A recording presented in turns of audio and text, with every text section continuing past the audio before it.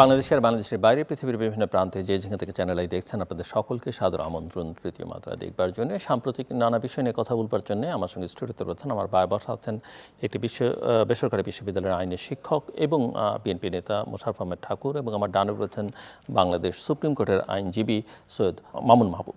স্বাগত আপনাদের দুজনকে তৃতীয় মাত্রায়। আলোচনা চলছে, বিতর্ক চলছে রাষ্ট্রপতির পদত্যাগ নিয়ে।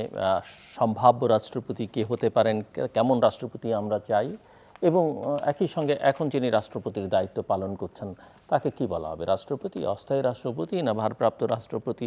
এই বিতর্ক আমরা করিডোরে শুনতে পাচ্ছি। সো আপনি আইনের শিক্ষক, মিস্টার মামুন মাহবুব আপনি আইনজীবী, আপনাদের কাছ থেকে শুনতে চাই। ধন্যবাদ ঠাকুর প্রথমে। আপনার দর্শক শ্রোতা, অপরবিজ্ঞ আলোচক। দেখুন যে আমাদের সামনে অনেকগুলি ইনস্ট্যান্স আছে, দৃষ্টান্ত আছে যে জেনারেল এরশাদের পদত্যাগের পরে, আমি এর আগের পোর্শনটা নাই বলে আগের পোর্শনটা বলি, যে তখন রানিং মেট ভাইস প্রেসিডেন্ট ছিলেন জেনারেল এরশাদের সময় মওদুদ আহমেদ। প্রথম মওদুদ আহমেদকে রিজাইন করানো হলো। মওদুদ আহমেদ রিজাইন করার পরে ভাইস প্রেসিডেন্ট হিসাবে নিয়োগ দিলেন চিফ জাস্টিস শাহাবুদ্দিন আহমেদকে। Chief justice Shahabuddin Ahmed vice president হওয়ার পরে এরশাদ রিজাইন করলেন, দেন তিনি রাষ্ট্রপতির দায়িত্বভার গ্রহণ করলেন। দ্যাট ইজ জাস্ট রাষ্ট্রপতির কার্যক্রম পরিচালনা করবেন। এবং এই সময়ে শাহাবুদ্দিন আহমেদ সর্বদলীয় ছাত্র ঐক্যকে একটা শর্ত দিয়ে বসলেন যে আমি কিন্তু আবার চিফ জাস্টিস হিসাবে ফেরত যাব। যাই, সেটা আরও লম্বা কাহিনী, সংশোধনী আনতে হলো। তো ওই সময়ের শাহাবুদ্দিন আহমেদ আমি মনে করি রাষ্ট্রপতির দায়িত্ব অত্যন্ত দৃঢ়তার সাথে, ইন্টিগ্রিটির সাথে, সম্মানের সাথে উনি পালন করেছেন। এবং তার নামটি হলো অস্থায়ী রাষ্ট্রপতি শাহাবুদ্দিন আহমেদ। আপনি দেখবেন যে ইয়াজউদ্দিন আহমেদ একটা দীর্ঘকালীন ছুটি কাটিয়েছিলেন তার অসুস্থতাজনিত কারণে, চিকিৎসার জন্য। সেই সময়ে জমিরুদ্দিন সরকার তিনি রাষ্ট্রপতির দায়িত্ব পালন করেন। তাকে অস্থায়ী রাষ্ট্রপতি এবং ভারপ্রাপ্ত রাষ্ট্রপতি কিছুই বলা হয়নি, রাষ্ট্রপতিও বলা হয়নি। বলা হতো যে রাষ্ট্রপতির দায়িত্বেরত। তো এবার নতুন করে আমরা তো দেখলাম সরকার মারা যাবার পরে সংসদে যে আলোচনা হয়েছে সেখানে অনেকেই তাকে অস্থায়ী রাষ্ট্রপতি হিসেবে উল্লেখ করেছেন। এবং আমি আপনাকে বলি যে জমিরুদ্দিন সরকারের অস্থায়ী রাষ্ট্রপতি বলা মাধ্যমগুলো সেটাই করেছে।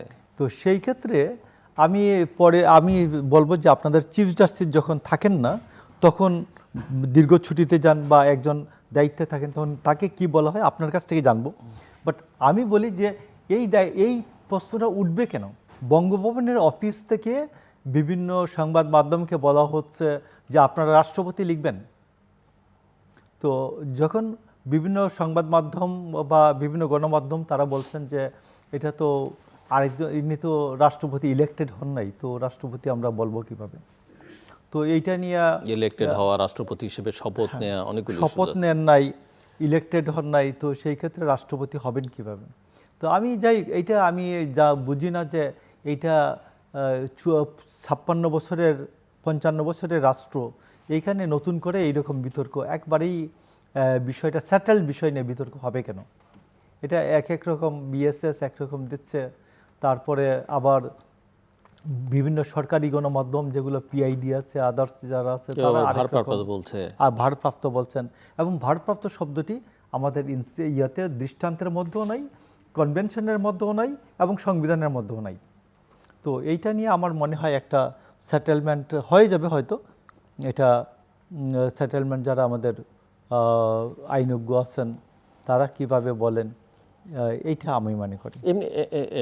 এমনিতে রাষ্ট্রপতির এই পদত্যাগকে নিয়েও নানানজন নানান কথা বলছেন, এবং পরবর্তী নির্বাচিত রাষ্ট্রপতি বা আপনার দল কাকে নির্বাচন করবে সেগুলো নিয়েও নানা রকমের আলোচনা আছে। আমাকে একজন একটা বক্তৃতা রবীন্দ্রনাথ ঠাকুরের একটা জন্মবার্ষিকী আমরা পালন করছিলাম। তো আমাদের একজন বক্তা রবীন্দ্রনাথ ঠাকুরের বিরুদ্ধে বললেন। তো আমার স্টেজে আরেকজন বিশেষ অতিথি তিনি আমাকে ডেকে বললেন, আমি অনুষ্ঠানটা উপস্থাপনা করছিলাম। তো তো আমাকে বললেন যে একজন মানুষের অনুষ্ঠান তুমি আয়োজন করলে কেন, আর আয়োজন করে তুমি তার বিপক্ষে বলছো কেন? তার অনেক পজিটিভ অর্জন নাই, অর্জনটা বলো। তো আমি মনে করি যে শাহাবুদ্দিন আহমেদের লোফলসের মধ্যে উনি ইলেক্ট রাষ্ট্রপতি হওয়ার পরে উনি একটা গল্প বলেছেন, প্রধানমন্ত্রীকে তিনি কদমবুচি করতেন। এটা না বললে ভালো হতো, ওয়ান। আর বাকি যেগুলো আছে, উনি 5ই আগস্ট থেকে 2024-এর 5ই আগস্টে উনি ট্রিমেন্ডাস দায়িত্ব পালন করেছেন দারুণভাবে। সকল রাজনৈতিক দলের নেতা, 3 বাহিনীর প্রধান, এদেরকে সহজে রাষ্ট্রপতি হিসাবে যে তার যে ধরুন সবাইকে ম্যানেজ করা, সবার মধ্যে রিলেট করা তার সবার কাজকে, এটাকে দারুণভাবে তিনি করেছেন। তিনি 6ই আগস্ট উনি দারুণভাবে পারফর্ম করেছেন যে সুপ্রিম কোর্টের পরামর্শ নেওয়া অনুচ্ছেদ 106 এবং এই পর্যন্ত 8 তারিখ রাত্রে পর্যন্ত উপদেষ্টাদের শপথ গ্রহণ, এবং উপদেষ্টাদের শপথ গ্রহণের মধ্যে আপনি দেখবেন যে বিলুপ্ত 15th অ্যামেন্ডমেন্টের, যেটা কনস্টিটিউশনেই ছিল না, ওইখানে 148 যে শপথ আছে, যে 13th অ্যামেন্ডমেন্টের যে শপথ, ওই শপথ অনুযায়ী প্রধান উপদেষ্টাকে শপথ করিয়েছেন, উপদেষ্টাদের শপথ করিয়েছেন। তো এই পর্যন্ত যে ট্রানজিশনটা, এই যে ট্রান্সফরমেশনটা 5 তারিখ থেকে 8 তারিখ পর্যন্ত, যখন রীতিমতো পুলিশ নাই, রাষ্ট্র নাই, তিনিই রাষ্ট্র, তিনিই সরকার প্রধান, তিনিই রাষ্ট্রপ্রধান। বেসিক্যালি শাহাবুদ্দিন আহমেদ ওয়াজ রাষ্ট্র। এই যে 3 দিন যে পার করা, ঐতিহাসিক 3 দিন। আমরা রাষ্ট্রবিজ্ঞানের যারা ছাত্র প্রথম দিকে, আমাদের স্যারা বলতেন যে আধুনিক রাষ্ট্র সকল শ্রেণী পেশার মানুষ ছাড়া কল্পনা করা যায়, পুলিশ ছাড়া কল্পনা করা যায় না। তো আমার রাষ্ট্র 3 দিন পুলিশ ছাড়া ছিল। তো এই জন্য ওই সময়টাতে শাহাবুদ্দিন আহমেদের performance was very good. Shahabuddin চুপ্পুর পারফরমেন্সটা রিয়েলি গুড, এটা আপনাকে স্মরণ করতেই হবে। এরপরে তত্ত্বাবধায়ক সরকার, ইন্টারিম সরকার তার সাথে যে আচরণ করেছেন, এই সময়ে তিনি কোনো উষ্মা প্রকাশ করেন নাই। তার প্রেস সেকশন পুরাটা উঠিয়ে নেওয়া হয়েছে, তার চিকিৎসক সব উঠিয়ে নেওয়া হয়েছে, ছবি বিভিন্ন জায়গা থেকে ছবি নামিয়ে ফেলা হয়েছে, বঙ্গভবনে গিয়া মব করা হয়েছে, তার সামনে ছবি নামানো হয়েছে।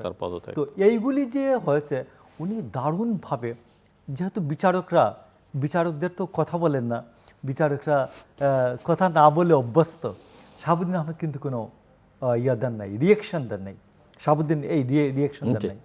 তো এই জন্য আমি মনে করি যে তার যে ভালো দিকগুলি, এবার গভর্নমেন্ট 133টা দিয়েছে, অধ্যাদেশ দিয়েছে, উনি ইচ্ছা করলেই 5টা 10টা ফেরত দিতে পারতেন, না এটা ফেরত, এটা ফেরত, এটা পরের গভর্নমেন্ট দেখবে, এটাও করেন নাই।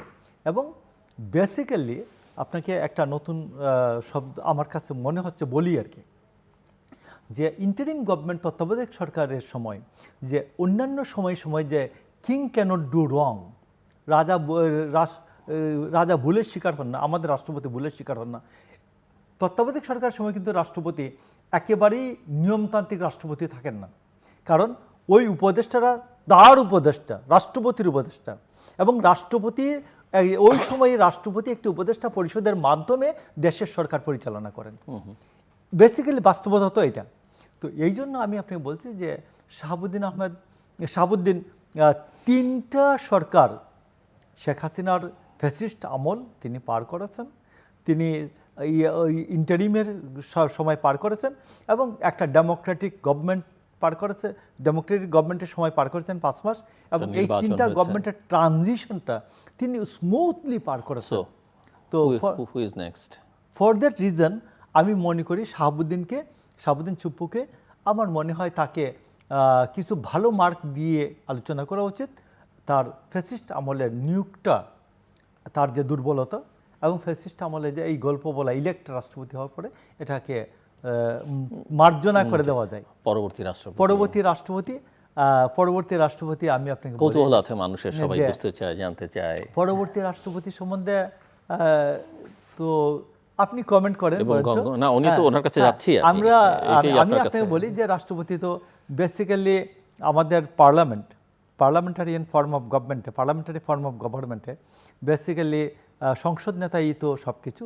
সংসদ নেতার ইচ্ছা অনুযায়ী একজন রাষ্ট্রপতি হবেন এবং সংসদ এটা যথারীতি অনুমোদন করে দিবেন। বিএনপির যেহেতু 2/3 মেজরিটি অনুমান আছে, করা যায় অনেক নাম বাজারে আছে, অনুমান করা যায় কিছু, বা অনুমান করা যায়। ধারণ আপনি বলতে পারেন আমি কিনা? আপনাকে বলি, আমার কাছে আজকেও খুব মনে হচ্ছে যে অনেকে যারা আলোচনা করেছেন, একজন ইন্টারন্যাশনালি খুব রিনাউন্ড লেডি রাষ্ট্রপতি হয়ে যেতে পারেন। ইন্টারন্যাশনালি রিনাউন্ড লেডি, ওকে। এইরকম একজন আলোচনায় আছেন এবং আমার কাছে মনে হয় ওটা হলে খারাপ হবে না। আর বাংলাদেশে যে 3-4 আলোচনায় আছেন, 3 আলোচনায় আছেন, তো 3জনের সো মধ্যে কোনো পলিটিশিয়ান না? না, 3জন পলিটিশিয়ান। না না, আপনি যে যার কথা আমি যার কথা বলছি তিনি কোনো পলিটিক্সের সাথে নাই, বাংলাদেশের সাথে পাচ্ছে নাই, বাট বাংলাদেশের মানুষ জন্ম বাংলাদেশে, ইন্টারন্যাশনালি খুব রিনাউন্ড লেডি। ওকে, মানে সাম্প্রতিক প্রাপ্তদের। আমার কাছে তো মনে হচ্ছে এইরকমই যেরকম আলোচনায় একটু, খুব okay. আসছে। মিস্টার সৈয়দ মামুন মাহবুব, জি, সো এই জানি আলোচনা করলাম, এবং উনি তো আপনার কাছে প্রশ্ন রেখেছিলেন। যেটা হচ্ছে যে আমাদের সুপ্রিম কোর্টে যখন বাংলাদেশের প্রধান বিচারপতি ছুটিতে যান বা কোনো কারণে বিদেশে ট্যুরে গেলেন, তখন সিনিয়র মোস্ট ওনার পরই যিনি বিচারপতি উনি পারফর্ম করে। তা আমরা ওখানে লিখি যে ইংলিশে, যেহেতু আমাদের হাইকোর্টের সুপ্রিম আপিল বিভাগের সব দরখাস্ত, performing the function of the honourable chief justice. কিন্তু এইটার একটা ব্যত্যয় ঘটলো 2017-তে যখন তদানীন্তন সরকার সিনহাবাবুকে জোর করে পদত্যাগ করালো, এসকে সিনহাকে, তখন ওয়াহাব সাহেবকে দায়িত্ব দিল chief justice incharge, acting chief justice, ভারপ্রাপ্ত চিফ জাস্টিস। এখন এইখানে ধরেন আমাদের যে সংবিধানের যে এক্স্যাক্ট ল্যাঙ্গুয়েজ, সেটাই কিন্তু দুইটাকেই কাভার করছে। বলছে যে স্পিকার দায়িত্ব পালন করবে যতদিন রাষ্ট্রপতি নির্বাচিত না হয় অথবা রাষ্ট্রপতি আবার অফিসের দায়িত্ব না নেয়। যেটা আপনি জমিরুদ্দিন সাহেব, সদ্য প্রয়াত আমার সিনিয়র আইনজীবী, রাজনৈতিক ব্যক্তিত্ব, ওনার ওই সময় হয়েছিল, ইয়াজউদ্দিন সাহেব অসুস্থতার জন্য গেল। তো এইখানে আমার মনে হয় শব্দ বিতর্ক না গিয়ে এটা বলাই শ্রেয় যে রাষ্ট্রপতির দায়িত্ব পালন করছেন বর্তমান স্পিকার। এখন ল্যাঙ্গুয়েজে আপনি ভারপ্রাপ্ত বলতে পারেন, অস্থায়ী, আমার কাছে আমার বিবেচনায় ভারপ্রাপ্ত বলাটাই শোভন, কারণ নাইদার হি ইজ ইলেক্টেড, ওর তো পরের কথা। আর এই রাষ্ট্রপতি, সদ্য বিদায়ী রাষ্ট্রপতি শাহাবুদ্দিন চুপ্পু সাহেব সম্পর্কে প্রথম হচ্ছে উনি একজন বীর মুক্তিযোদ্ধা, এই ব্যাপারে কারো কোনো দ্বিধা রাখার সুযোগ নেই।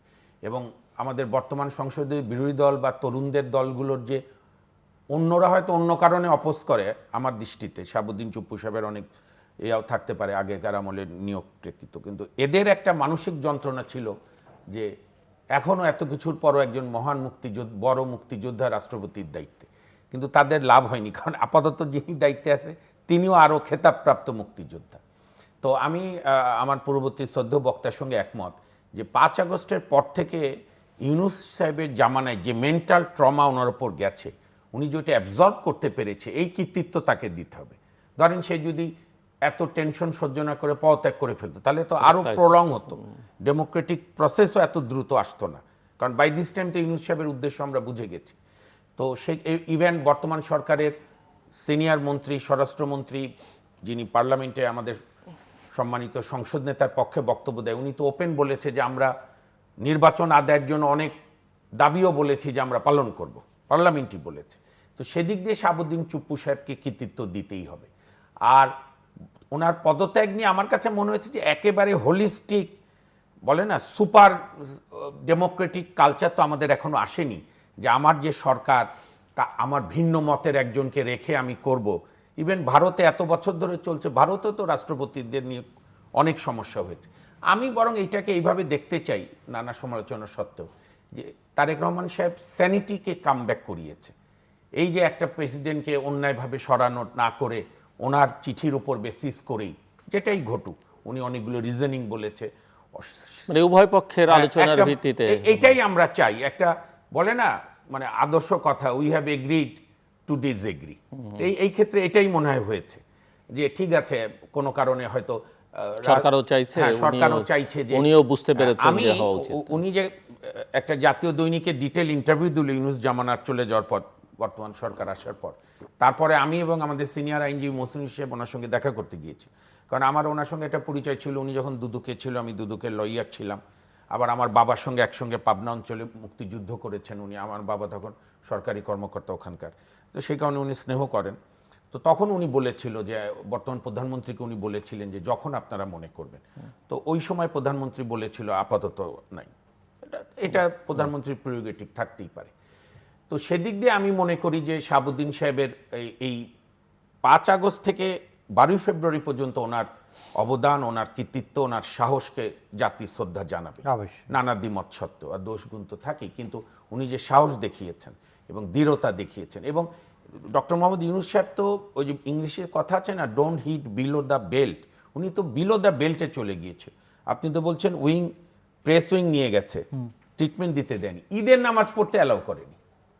তখন বর্তমান সেনাপ্রধান বলছে যে স্যার আপনি আমাদের ক্যান্টনমেন্টে চলে আসেন। তখন উনি না বলছে আমার বঙ্গভবনের সামনে যে মাঠটা আছে ওখানে। তো এইগুলো তো কখনো কালচার না। তো যাই হোক, এইটার আর পরবর্তী রাষ্ট্রপতির ক্ষেত্রে আমার কাছে মনে হয় যে আমাদের বাংলাদেশের বড় রাজনৈতিক দলগুলো যে কালচার, সব এক নেতার উপর দায়িত্ব দেয়, ভালো খারাপ ইতিহাস বিবেচনা করবে। আমার কাছে মনে হয় এমন একজন রাষ্ট্রপতিকে বর্তমান প্রধানমন্ত্রী বা সরকার নিয়োগ দেবে যে হয়তো আলোচনাই নাই। এবং ইয়াজউদ্দিন সাহেবের ব্যাপারে আল্লাহ তাকে ভালো জায়গায় রাখুক। একটা প্রবাদ ও গল্প আছে, সত্য মিথ্যা জানি না, যে ওনাকে যখন তদানীন্তন মাননীয় প্রধানমন্ত্রীর দেশনেত্রী বেগম খালেদা জিয়া রাজনৈতিক সচিব ছিলেন, ফালু সাহেব নিয়ে যাচ্ছিল, তখন উনি বারবার বলছে যে ওই টেলিটকের ফোন নাম্বার দরকার, টেলিটকের লাইন দরকার, এটা আমরাও চাইতাম, খুব জনপ্রিয়, কথার কথা ধরে, তো কেউ জানতেও না। তো এরকমও হতে পারে। তবে আপনি যদি আমাকে জিজ্ঞেস করেন, আপনার মতো একজন বিদগ্ধ সিনিয়র সাংবাদিক, যে আপনার প্রত্যাশা কি, আমার মতে যেহেতু এখন মুক্তিযুদ্ধকে একটা বিতর্কিত করার চেষ্টা হচ্ছে, স্বাধীনতা বিরোধীদের উত্থানের পটভূমি ইউনূস সাহেব করে দিয়ে গেছে, বিএনপির বর্তমান সরকারের উচিত হবে, মানে প্রত্যাশা আমার, তো ওনাদের ব্যাপার, একজন মুক্তিযোদ্ধা, তো বিএনপির মধ্যেও বহু মুক্তিযোদ্ধা আছে, এমপি আছে, বাইরে আছে, বুদ্ধিজীবী আছে, এবং একজন সিনিয়র যতটা প্রশ্নহীন ব্যক্তিকে নিয়োগ দেওয়া যায়, কারণ এটা তো অলংকারিক পোস্ট, পার্লামেন্টের জি স্কিম। না, অলংকারিক পোস্ট, বাট ক্রাইসিস মোমেন্টে খুবই গুরুত্বপূর্ণ। আমাদের তত্ত্বাবধায়ক সরকারের সময় রাষ্ট্রপতি আপনার গুরুত্বপূর্ণ পদ, বা জাতির যে কোনো সংকটে অত্যন্ত গুরুত্বপূর্ণ। কিন্তু আবার এটাও ফ্যাক্ট ভাই, ইতিহাস বলে কোন রাষ্ট্রপতি যে সরকার নিয়োগ দেয় সেই সরকার বাঁচানোর কোনো চেষ্টা কেউই ছিল না। আপনি সেই বিচারপতি আব্দুল সাত্তারের আমলে আসেন, তারপরে ইয়াজউদ্দিন সাহেব বা আওয়ামী লীগের দিক থেকে চিন্তা করলে বিদায়ী রাষ্ট্রপতি। তবে আমার কাছে মনে হচ্ছে এখন পর্যন্ত তারেক রহমান সাহেবের যা দেখছি আমি, যে অনেকটা খুবই চিন্তা ভাবনা করে অনেক বিষয় দিচ্ছেন, বা চলাফেরা এত সিম্পলিসিটি, আমার মনে হয় একজন বিতর্কহীন ব্যক্তিকেই উনি নিয়োগ মানে রাষ্ট্রপতি পদে ভাববেন বলে আমার মনে করি। তবে আমি একজন নাগরিক হিসেবে প্রত্যাশা যে একজন মুক্তিযোদ্ধাকেই ওনার বেছে নেওয়াটা ভালো হবে। কাকে বেছে নেওয়া হবে, কাকে বেছে নেওয়া হবে না, এখানে ঘুরে ফিরে ওই দলীয় করণের প্রশ্নটা আসে। যদিও অনেকেই মনে করেন রাষ্ট্রপতি দল থেকেই হবে, দলের কোনো গ্রহণযোগ্য নেতাও হতে পারে, সবার কাছে গ্রহণযোগ্য যদি এরকম হয়। কিন্তু বিএনপি দলীয়করণের বিরুদ্ধে দীর্ঘকাল কথাবার্তা বলেছে, কিন্তু গত কয়েক মাসে অনেকেই অভিযোগ করছেন, বিশেষ করে বিভিন্ন জেলা পরিষদে যখন জেলা পরিষদের প্রশাসক নিয়োগ করা হলো, তখন একটা সমালোচনা হয়েছে যে বিএনপি নির্বাচনের পথে না গিয়ে আবার সেই পথেই হাঁটলো, যদিও সেটা সাময়িক বলা হয়েছে। এবং সর্বশেষ মাঝখানে আরও অনেক কিছু ঘটেছে, কিন্তু সর্বশেষ বিভিন্ন কর্পোরেশনে চেয়ারম্যান পদে বা গুরুত্বপূর্ণ পদে 12 জনকে নিয়োগ দেয়া, এবং সেটি 1 বছরের জন্য চুক্তিভিত্তিক, তারাও সবাই দলের, এটাও এক ধরনের সমালোচনা আছে। বিএনপির দিকে থেকে নানা রকমের যুক্তি যে ফ্যাসিবাদী শাসনামলের লোকজন এখনও আছে, তারা প্রশাসনকে নিয়ন্ত্রণ করতে পারছেন না, অন্তর্বর্তীকালীন সরকারের সময়ে জামাত এনসিপির প্রভাব পেরেছে, সেটা আরেকটা জটিলতা তৈরি করেছে। তো তাদের নিজস্ব কিছু লোকজন দরকার। আবার এটা প্রশাসনের মধ্যেও আবার অনেকে মনে করেন যে এক ধরনের, অতটা প্রকাশ না পেলেও এক ধরনের অসন্তোষ, অস্থিরতা থাকতেই পারে, স্বাভাবিক।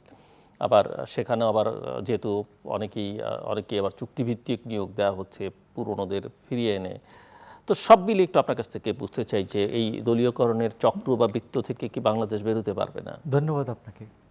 আমি মামুন ভাইয়ের একটা গল্পটা একটু আমার কাছে এই বাস্তব ঘটনার একটা আছে আর কি।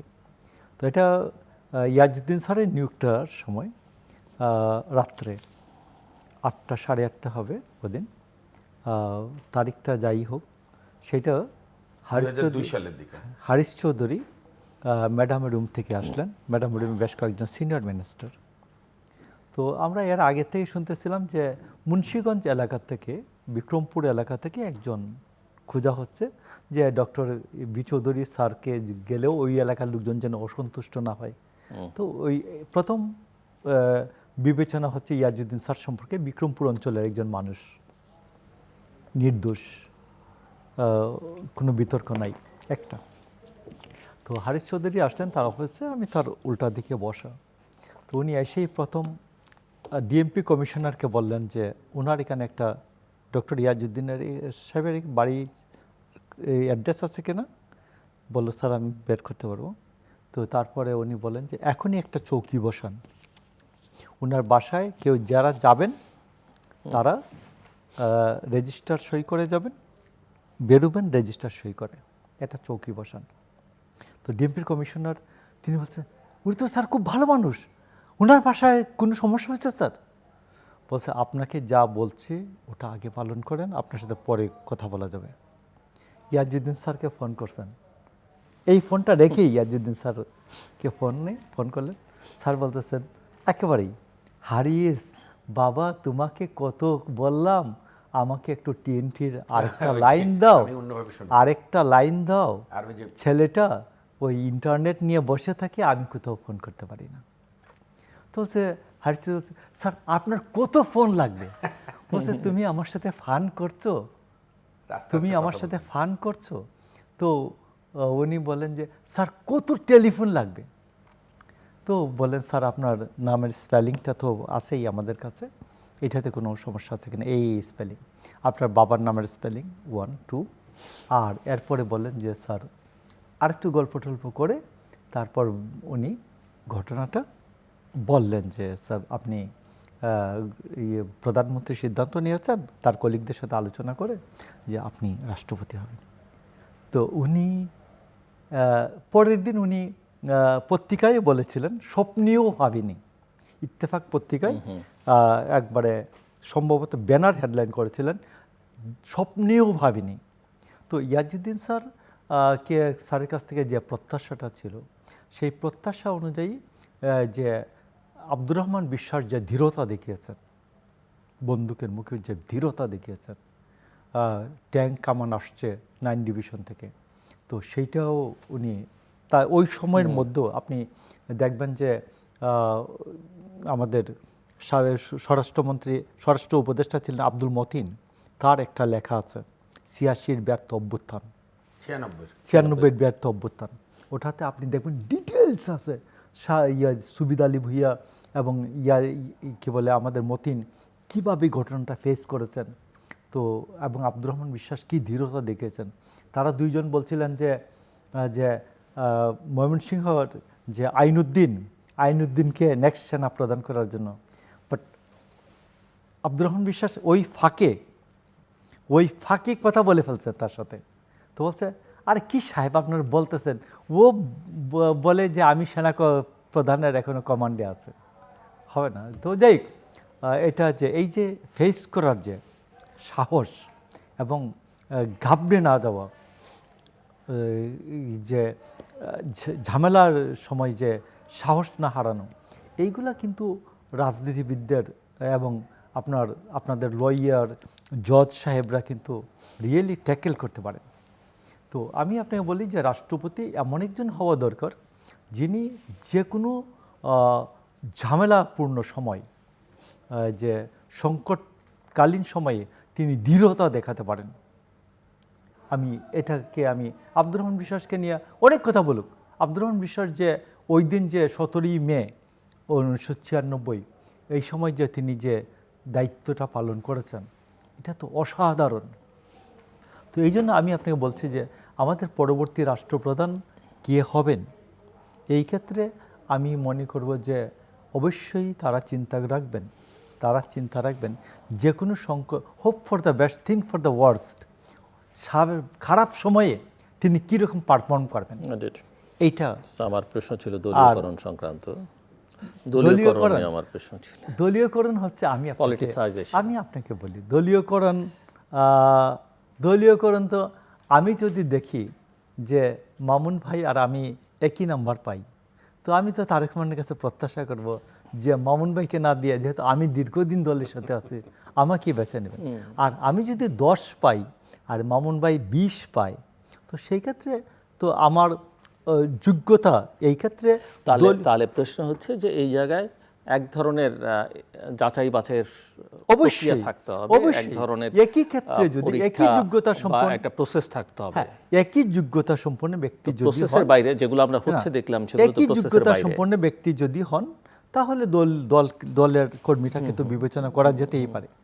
আর একেবারেই যোগ্যতার মাপকাঠি ছাড়া এইরকম আমি কিন্তু আপনি তো একটা প্রক্রিয়ার কথা বলছেন। হ্যাঁ, আমি তাই বলবো। মানে এখন যাদের এক্স ওয়াই জেড যাদেরকে দেয়া হলো অ্যাপয়েন্টমেন্ট, এর বিকল্প ভালো ছিল কিনা সেটা তো কোনো প্রক্রিয়া আমরা দেখতে পারিনি। আমি আপনাকে একটা কথা বলতে পারি। তারেক রহমানের সামনে ওনার বাবা যখন জাতীয় ঐক্যের প্রতীক হিসাবে বিবেচিত হয়েছেন, এবং তিনি তার জাতীয় ঐক্যের প্রতীক হিসাবে তিনি দেখবেন যে অপোজিশনে প্রায় 207 জন ছিল বিএনপি, আর বাকিটা টোটালটা অপোজিশন ছিল। তো এই যে অপোজিশনকে আসতে দেওয়া, স্পেস করে দেওয়া, ভিন্ন মতকে স্পেস করে দেওয়া, এটা উনি না করলেও কিন্তু ওনার সামনে কেউ কথা বলতো না। যে শেখ মুজিব সম্বন্ধে যে কেউ কথা বলে নাই, যেটা আপনি আব্দুর রাজ্জাকের সম্বন্ধে, জাতীয় অধ্যাপক আব্দুর রাজ্জাক, তিনি তার একটা স্টেটমেন্ট করেছেন। তিনি শেখ মুজিবুর রহমানকে বলছিলেন যে আপনি 100 জন অপোজিশনকে ছেড়ে দেন, 100 জন অপোজিশনকে ছেড়ে দেন ডেমোক্রেসির জন্য। তো আমি মনে করি যে তারেক রহমান একটা কাজ করতে পারেন। আমি মনে করি, আমি দলের লোক দেওয়ার পক্ষে, কিন্তু আমি আপনি বলতেছি, তো সেই ক্ষেত্রে তার যোগ্যতা যাচাইয়ের জন্য আমার সংসদ টিভি আছে না, এটা তো সারাদিন ফ্রি থাকে। এইরকম একটা নিয়োগের জন্য হবে, বসবেন, কমিটি বসবেন, সংসদের একটা কমিটি, যে সংসদীয় কমিটি বসবে, আর ওইখানে বসবেন, এইখান থেকে ওইখানে মাইক থাকবে, এইখানে মাইক থাকবে, ব্যবস্থা করবে, এবং সংসদ টিভি এটা পুরাটা প্রচার করবে, জাতি দেখবে। আমি 17 যদি পাই 20-এর মধ্যে, দলেরটা দেন 20-এর মধ্যে 17, আরেকজন 20-এর মধ্যে 20 পাইছে, কিন্তু 20-এর মধ্যে 10 পেয়েছে, দলীয় বিবেচনায় ওকে দেওয়া যায় না। তো এই জন্য আপনি দেন না, এইটুকুন জনগণ জানুক, আপনার দল জানুক, সংসদীয় কমিটির বিবেচনায় তিনি মার্কিং পেয়েছেন 3 জন। বাট আপনি কি হওয়া উচিত সেটা বলছেন, আমি আপনাকে বলছি, সেটা নিয়ে কিছু বলছেন। আমি একটু বলছি, ধরুন যে একটা মার্কিং হলো, আশপাশ দিয়ে যাচ্ছেন আপনি, যে রাষ্ট্রপতি আমাদের প্রধানমন্ত্রী নিয়োগ দিবেন, বাট কমিটি সিলেক্ট করে দেবে 3 জনকে। একজন 18 পেয়েছেন, একজন 17 পেয়েছেন, একজন 16 পেয়েছেন। রাষ্ট্রপতি, আমাদের ঢাকা ইউনিভার্সিটির ভিসির কথা মনে আছে আপনার? ভিসিদেরকে যে আগে নির্বাচিত হতে ভিসি প্যানেলে 3 জন, রাষ্ট্রপতি যে কোনো একজনকে দিতেন। এবং মান্নান, এই যে ছোট মান্নান, আমাদের শেষের দিকে যে আমাদের এরশাদের সময় প্রথম 89-এ যে ডাকসু নির্বাচনের সময় ছিলেন, মান্নান কিন্তু 3 নাম্বার ছিলেন, 3 নাম্বারকে দিলেন, এই রাষ্ট্রপতি নিয়োগ দিলেন। তো আমার কথা হচ্ছে যে আপনি এইভাবে একটা ব্যবস্থা করেন যে শুনবে, ফেস করবে, আপনি 3 নাম্বারটাকে ধন্যবাদ, বাট 1, 2, 3-এর মধ্যে আসতে হবে। মিস্টার মামুন মাহবুব, একটা তো হচ্ছে যে দলীয়করণ, আমাদের দেখেন আমাদের সমস্যা কি, আমাদের সরকার, দল, রাষ্ট্র, আমরা সব কম্পার্টমেন্টকে এক করে ফেলি, যে কারণে আপনি দেখবেন সরকার বিরোধিতা ট্রিট করে সরকার যে রাষ্ট্রবিরোধী, সে দলের মধ্যে থেকে দলের বিরোধিতা করলে বলে যে দল বিরোধী কাজ করছে। এইগুলো তো আরও চর্চার ব্যাপার। তবে আমার কাছে মনে হয়েছে বিএনপির কিছু কিছু ক্ষেত্রে বর্তমান সরকারের, আমি সমালোচনা করতে চাই, সিদ্ধান্তহীনতায় ভুগছে বা মানুষের মনে অনেক প্রশ্ন জাগছে। যেমন এই সরকার ক্ষমতা নেওয়ার মানে ভোটের মাধ্যমে নির্বাচনের পর দুদকের, আমি এই কারণেই বলছি দুদক একটা রাষ্ট্রে খুব ইম্পর্টেন্ট অঙ্গ, রাষ্ট্র সমাজ সবাইকে নিয়ন্ত্রণের ক্ষেত্রে। তো দুদক আইনটা এত ত্রুটিপূর্ণ বর্তমানে যে দুদকের চেয়ারম্যান এবং 2 কমিশন না থাকলে কার্যত এটা অচল, জাস্ট দরজা জানলা খোলা। তো দেখেন এই সরকার রাষ্ট্র দায়িত্ব নেওয়ার বোধহয় 5-6 দিন পরই বললো যে আপনারা পদত্যাগ করেন, ওনারা 3 জন করে দিল। আজ পর্যন্ত এই সরকার তো প্রায় 5 মাস হতে গেল, দুদক গঠন নেই।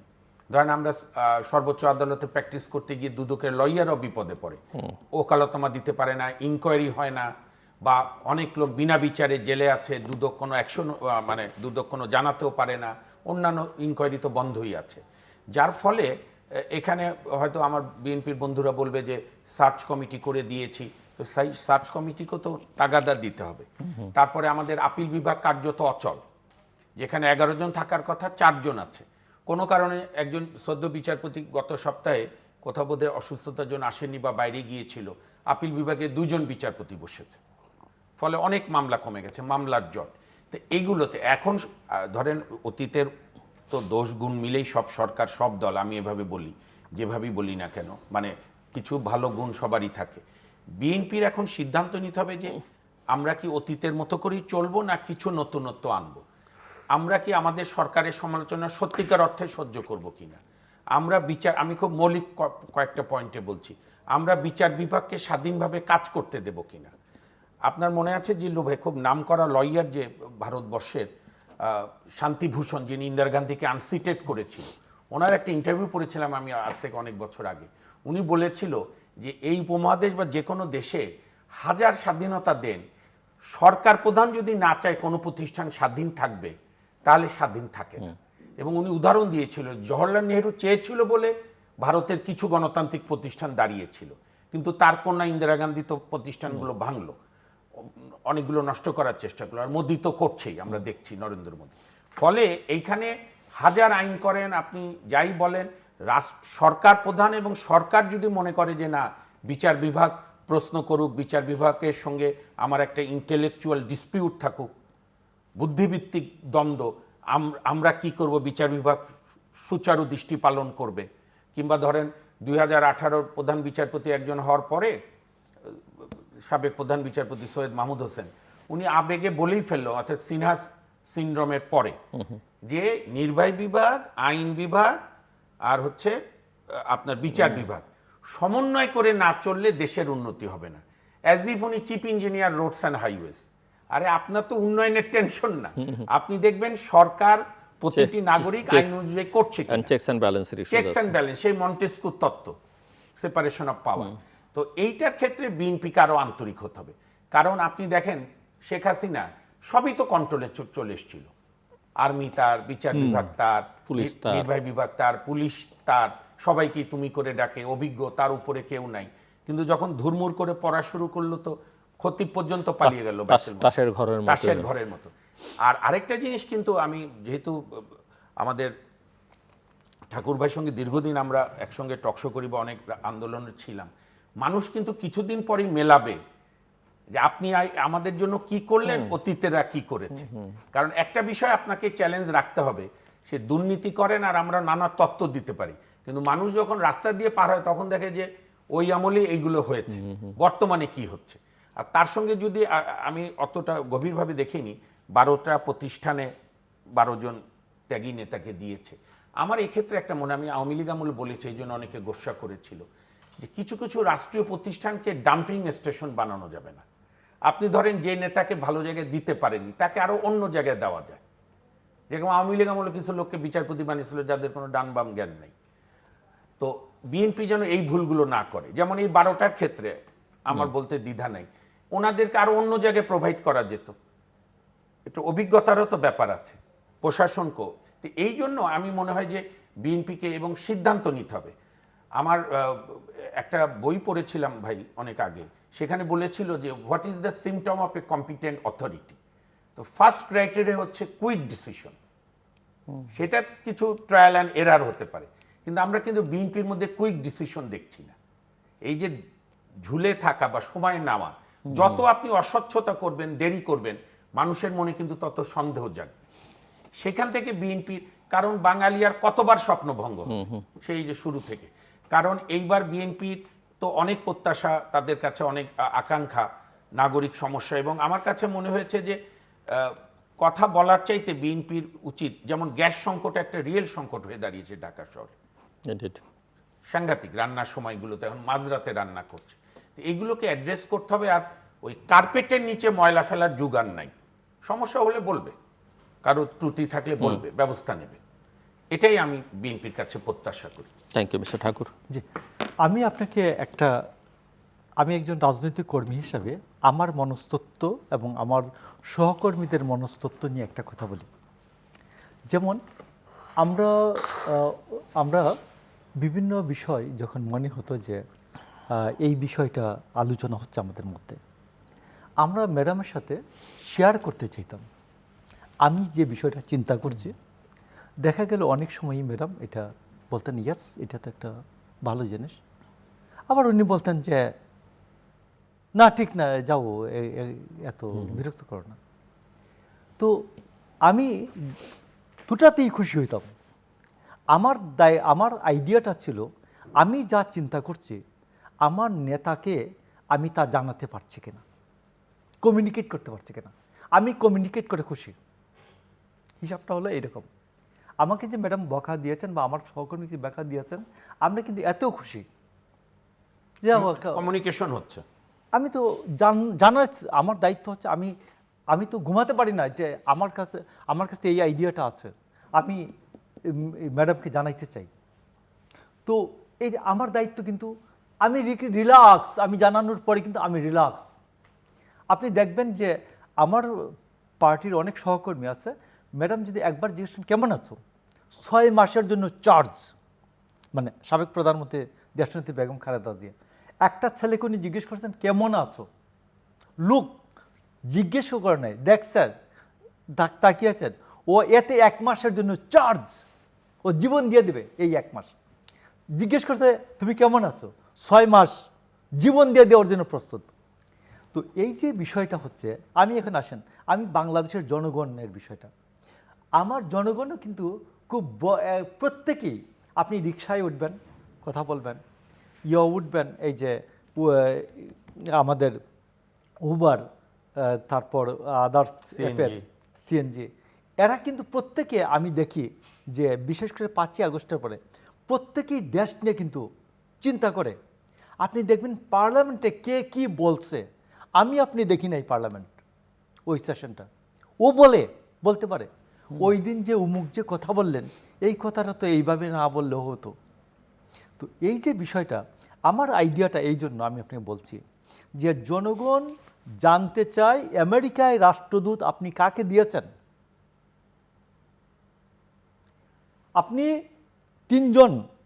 5জন ডাকেন কমিটির সামনে, পররাষ্ট্র বিষয়ক মন্ত্রণালয়ের কমিটির সামনে 5 জনের ইন্টারভিউ নেবেন, তারা আলাদা আলাদা ইন্টারভিউ নেবেন। আপনি মার্ক জুকারবার্গের ইন্টারভিউটা দেখছিলেন, আপনি সিনেটের সামনে দেখছেন, এটা তো প্রায় প্রতিনিয়তই হয়, প্রায় regular এটা সিনেটে। তো এইরকম আমাদের পার্লামেন্টারি কমিটিগুলোকে যদি আপনি স্ট্রং করে দেন এবং নিয়োগগুলি তারা পরীক্ষা করে দেবেন, আপনি 1, 2, 3 নম্বর দিয়ে 3 নম্বরকে আপনি নিয়োগ দেন, প্রাইম মিনিস্টার 3 নম্বরকে নিয়োগ দিবেন, কোনো সমস্যা নাই। বাট জনগণ জানলো যে 1, 2, 3, সে তখন অ্যানালাইসিস করবে যে 1 নম্বর যিনি হয়েছেন, অর্ধেক লোক বলবে যে 1 নম্বর না হয়ে ওকে 3 নম্বর করা দরকার ছিল, আবার অর্ধেক লোক বলবে 3 নম্বর যিনি হয়েছেন ওনাকে আসলেই 1 নম্বর করা উচিত ছিল। তো জনগণের বক্তব্যটা হচ্ছে জনগণ জানতে চায় দেশ কিভাবে চলছে, দেশ কেমন চলছে, দেশ ভালো আছে কিনা, আর আমরা কম্পিটেন্ট লোককে দিচ্ছি কিনা। আপনার দলের লোক দেন, but competent, he should be competent. আপনি কম্পিটেন্টের যা সংজ্ঞা দেন, জনগণের একটা নির্দিষ্ট দার্শনিক মনস্তত্ত্ব আছে, আপনি এই দার্শনিক মনস্তত্ত্বকে আপনার সাথে একীভূত করেন না কেন, আপনার অনবোর্ড করেন, আপনি ওদেরকে আপনার সাথে নেন, আপনার প্রত্যেকটা নিয়োগের সাথে আপনি করেন, পররাষ্ট্র সচিব বানাবেন, আপনি ডাইরেক্ট ইন্টারভিউ করেন 5টার মধ্যে 3টা যিনি টেস্ট করে দিবেন এবং ওইখান থেকে প্রাইম মিনিস্টার যে কোনো একটা দেবেন। আমাদের ভিসিগুলি এইভাবে হতে পারতো, প্যানেল করে 3 জনের, হ্যাঁ, প্রধানমন্ত্রী দিবেন 3টার মধ্যে বেস্ট, ওনার চয়েসে বেস্ট ওয়ান। তো এই জন্য আমি আপনি বলছি যে আমি কি পরিবর্তন করতে চাই, যে 5ই আগস্টের পরে 5ই আগস্ট নিয়ে বাচ্চারা আমাদেরকে গালাগালি দিচ্ছে, ঠিক আছে, দিচ্ছে। আপনি দেখছেন যে কি বলে ডোনাল্ড ট্রাম্পের মূর্তি বানাইয়া এটাতে লাথি দিচ্ছে। তো ইন্ডিয়ায় কিন্তু একটা ঘটনা আছে যেটা আমার খুব মনে আছে, যে সাইদুল আনাম টুটুল নামে উনি একটা আদিয়ার নামে একটা চলচ্চিত্র বানালেন। আদিয়ার চলচ্চিত্রের লাস্টে কমিউনিস্টের একটা পতাকা গেড়ে শেষ, পতাকা পুঁতে দেন এবং পতাকাটা উঠতে থাকে, শেষ।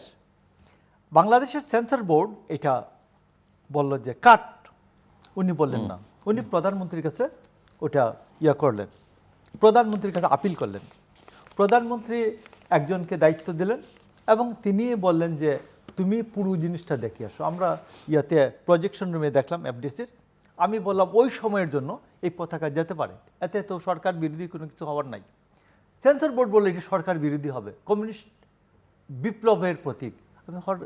সমস্যা ইতিহাস, এটা ইতিহাসের তেভাগা আন্দোলনের উপরে। হ্যাঁ, তো আদিয়ার পেয়ে গেল, আদিয়ার মুক্তি পেল, সেন্সাস সার্টিফিকেট পেয়ে গেল।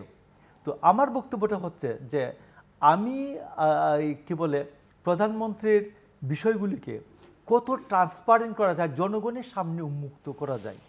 আপনি পার্লামেন্টের সেশন করতে পারছেন না, ওইখানে তো অনেক কথা হচ্ছে, অনেক উল্টাপাল্টা কথা হচ্ছে সরকারের বিরুদ্ধে, বলছেন না আমাদের পার্লামেন্টের অপোজিশন সদস্যরা। জনগণ কি এতে বিক্ষুব্ধ হচ্ছে না খুশি হচ্ছে? আমি তো দেখছি খুশি। মানুষ সে দেখতে পাচ্ছে, সে পার্লামেন্ট দেখতে পারে, সে নিজেকে মনে করে সেই নিজেই পার্লামেন্টে ছিল। তো এই জন্য আমি মনে করি যে আমাদের যত নিয়োগ প্রক্রিয়া আছে এইগুলাকে আমি মনে করি যে পার্লামেন্টারি কমিটির উপর ছেড়ে দেওয়া উচিত। কমিটি আপনি দরকার হলে কমিটি চেঞ্জ করে দেন, আপনার মতো করে দেন কমিটি, বাট ওটা ওই জায়গায় আলোচিত হয়ে আসুক।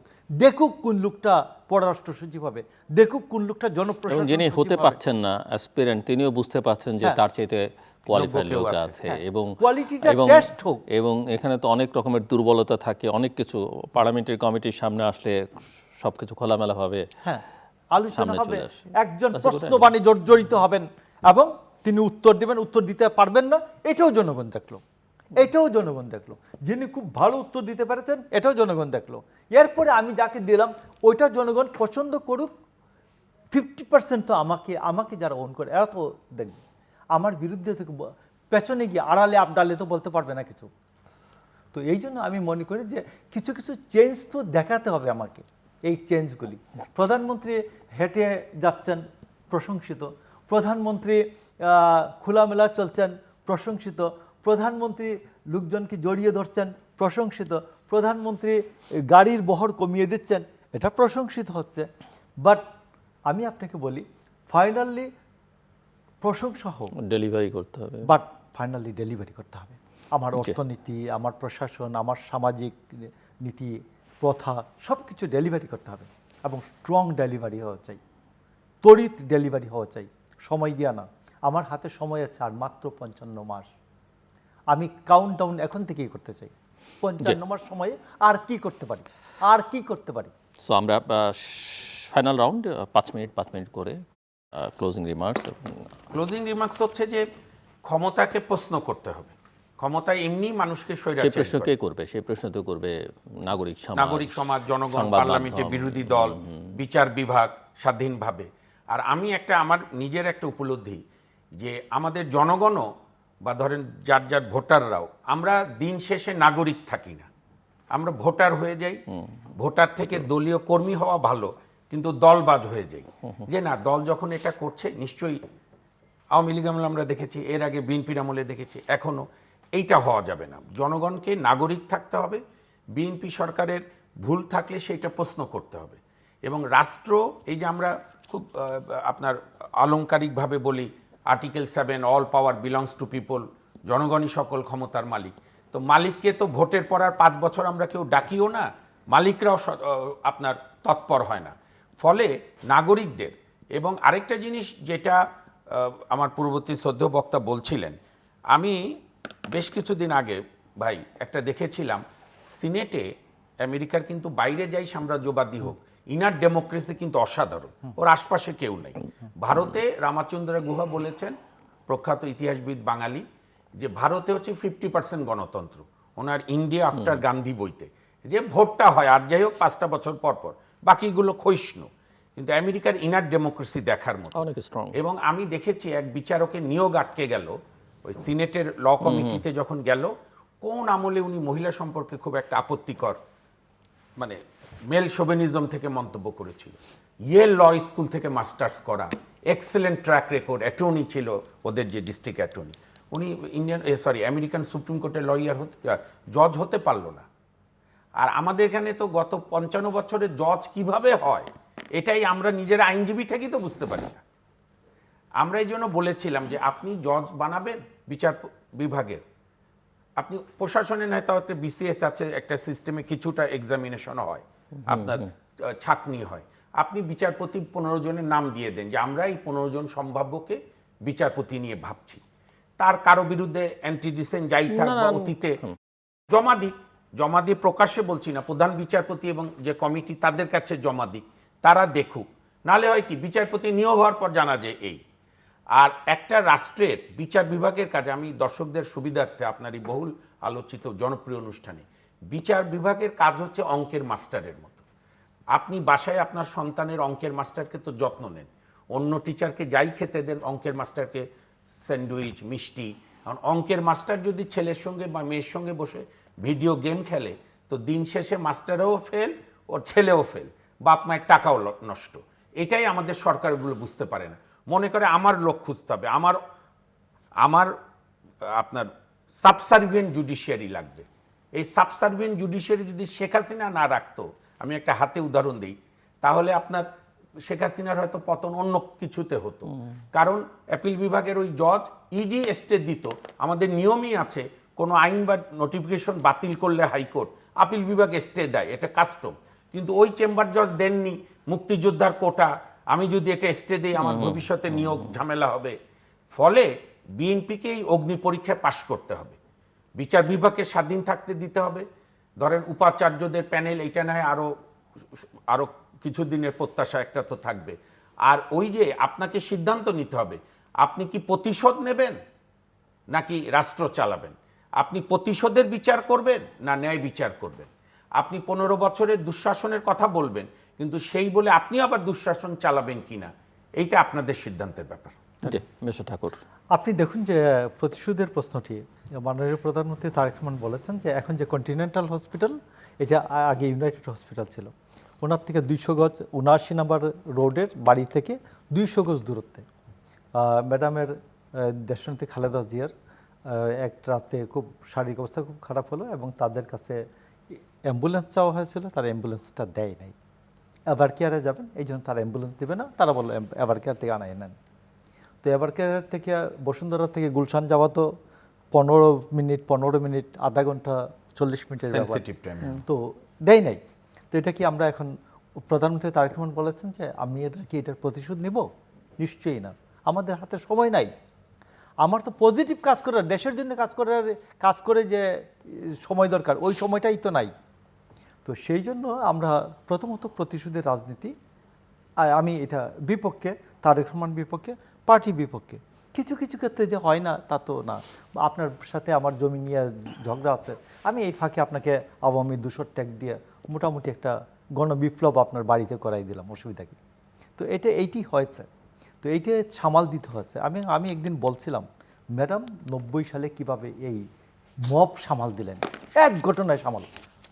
মওদুদ ভাইয়ের বাড়িতে গিয়া, মওদুদ ভাই তো তখন ভাইস প্রেসিডেন্ট, বিদায়ী ভাইস প্রেসিডেন্ট, তার বাড়িতে চেয়ার টেবিল ভেঙে আসছে গুলশানের। হ্যাঁ, তো ম্যাডাম ওনারা আসছেন যে ম্যাডামকে বাহবা নেবেন। ম্যাডাম, আমি ছিলাম সামনে, ম্যাডামরা বলতেছেন আমান কোথায়? আমান সামনে গেছে, বলছে আমি সবাইকে এক্সপেল করে দেব, মওদুদের বাড়ি থেকে গেছিল, বের করো। এক ধমকে আর কারো বাড়িতে কেউ গিয়ে ঢিলও ছুড়ে নেই। তো এখন আপনাকে আমি একটা, আপনার এই অনুষ্ঠানে আমি আরেকটা নতুন জিনিস শেয়ার করি। একজন রাজনীতিবিদ বললেন যে 1/11-এর সময় এরা বলল রাজনীতিবিদদের কোনো দায়িত্ব নাই, রাজনীতিবিদদের কোনো জবাবদিহিতা নাই। কিন্তু আমি আপনাকে বলি, রাজনীতিবিদদের কয়েক টায়ারে জবাবদিহিতা আছে। রাজনীতিবিদ প্রথম জবাবদিহিতার সম্মুখীন হন তার যে পার্সোনাল সারাউন্ডিংস, ওরা বলে এটা কি করলেন। নেক্সট নেতাকর্মীরা পার্টির ভিতরে কোয়েশ্চেন তৈরি হয়, উমুক কী করছেন এগুলি। তারপরে তার যে ভোটার এরা তৈরি হয়, এদের কাছে জবাবদিহিতার মুখোমুখি হন এবং টোটালি দেশের জনগণ। তো এই জন্য আমি মনে করি যে ফাইনালি আমলারা অন্যান্যরা যা যা করুন না কেন, জবাবদিহিতার দায় কিন্তু রাজনীতিবিদের কাঁধে। এবং আপনি এইবার দেখবেন যে আওয়ামী লীগের থানা লেভেলের অন্তত 2 থেকে 5টা বাড়ি তো, 5টা নেতার বাড়ি তো ভাঙছে মানুষ ভাঙছে। এটা বিএনপি নেতাকর্মীরা না, মানুষ ভাঙছে রিয়েলি, যারা ক্ষমতা দেখাইছে। তো এই জন্য আমি আপনাকে বলি যে আপনার আমার বক্তব্যটা হচ্ছে যে সরকারে যারা থাকবেন তারা সমালোচনাকে গ্রহণ করবেন। এক, মানুষের এতে রাগ কমে যায়। ইন্ডিয়াতে দেখবেন রাজনীতিবিদদেরকে সিনেমায় পিটাইয়া সোজা করে দেয়, যাতা করে। হ্যাঁ, এইটার অর্থ হলো পুলিশকে করে। এর অর্থ হলো আমরা বাংলাদেশে এইটা হইলে সেন্সার সার্টিফিকেট দেবে না। তো এইটার অর্থ হলো যে জনগণের রাগ প্রশমন হয়। তো জনগণের যত আপনি কোয়েশ্চেন নেবেন, জনগণের যত কোয়েশ্চেনের জবাব দিবেন আপনি, জনগণের রাগ প্রশমিত হয়ে যাবে। আপনি 5 বছর পরে সেফ। আর আপনি জনগণকে যত কোয়েশ্চেন করতে দিবেন না, আপনি তার কোয়েশ্চেনের উত্তর দিবেন না, আপনি ওর রাগ ফুঁসে থাকবে, ওর রাগ পুষে রাখবে এবং একসময় সে ফুঁসে উঠবে। তো এই জন্য আমি মনে করি যে আমার আগামী 55 মাস পরে, 55 মান্থ পরে আমার বিরুদ্ধে যেন কারো রাগ কেউ পুষে রাখতে না পারে, পুষে না রাখে আর ফুঁসে না ওঠে। তো এই জন্য আমি মনে করি যে আমাদের সবাইকে প্রশ্নের উত্তর দিতে হবে, প্রশ্নটা নিতে হবে। ধন্যবাদ। দর্শক অনুষ্ঠান শেষ প্রান্তে আমরা সামাজিক যোগাযোগ মাধ্যম ফেসবুক, এক্স এবং ইউটিউবে তৃতীয় মাত্রা লাইভ স্ট্রিম হচ্ছে, আপনারা দেখতে পারেন। টেলিভিশনের পর্দায় দেখতে না পারলে যে কোনো সময় যে কোনো স্থান থেকে ইউটিউবে তৃতীয় মাত্রা চ্যানেলটি সাবস্ক্রাইব করেই পর্ব বা পুরোনো পর্বগুলো আপনারা দেখতে পারেন। মিস্টার সৈয়দ মামুন মাহবুব এবং মিস্টার মোশাররফ আহমেদ ঠাকুর, অসংখ্য ধন্যবাদ এই আলোচনা সবার জন্য। দর্শক, আমরা নানা বিষয় নিয়ে কথা বলেছি। আমার অতিথিদের একজন প্রশ্ন তুলেছেন যে বর্তমান সরকারকে সিদ্ধান্তহীনতায় ভুগছে কি না। তিনি উদাহরণ হিসেবে দুদকে কেন চেয়ারম্যান এবং কমিশনার নিয়োগ হচ্ছে না, এটিকে উদাহরণ হিসেবে টেনেছেন এবং প্রশ্ন রেখেছেন নানা কারণে, যে দলীয়করণ নিয়ে আমরা কথা বলছিলাম, আরও অন্যান্য বিষয় নিয়ে, যে বিএনপি কি অতীতের মতোই চলবে নাকি কোনো পরিবর্তন আসবে। যিনি বিএনপি করেন তিনিও বলছেন যে বিএনপিকে বা এই সরকারকে কিছু দৃশ্যমান পরিবর্তন দেখাতে হবে। এবং আরেকটা কথা দুজনই গুরুত্বের সঙ্গে বলেছেন যে প্রশ্ন করতে হবে প্রত্যেককে, যার অবস্থান থেকে মনে যে প্রশ্ন আসবে সেটি স্বাধীনভাবে করতে হবে এবং করতে দিতে হবে। অন্যথায় মানুষ রাগ পুষে রাখবে, একসময় ফুঁসে উঠবে এবং সেই ফুঁসে ওঠার পরিণতি কী হয় আমরা আমাদের ইতিহাসে নিকট অতীতেই দেখেছি। আমাদের সঙ্গে থাকবার জন্য অসংখ্য ধন্যবাদ। আপনাদের সবার জন্য শুভকামনা।